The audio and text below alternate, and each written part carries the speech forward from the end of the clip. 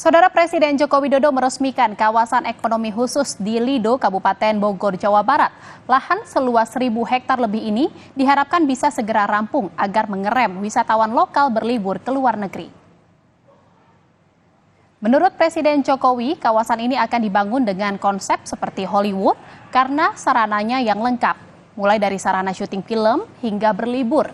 Ia pun berharap kawasan ini dapat mengerem wisatawan lokal yang keluar negeri serta membuka 30.000 lapangan kerja. Dan kawasan untuk musik, ada kawasan untuk otomotif, semuanya komplit dan ini akan mengerem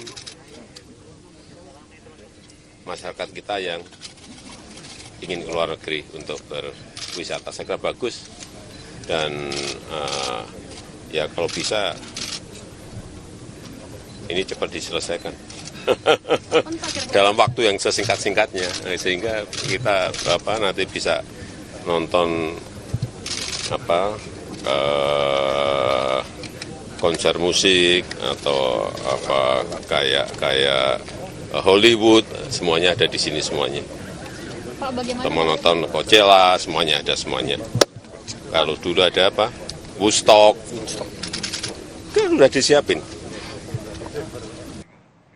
Saudara, demikian Indonesia Update hari ini. Saya Jihan Novita pamit undur diri. Terima kasih. Sampai jumpa.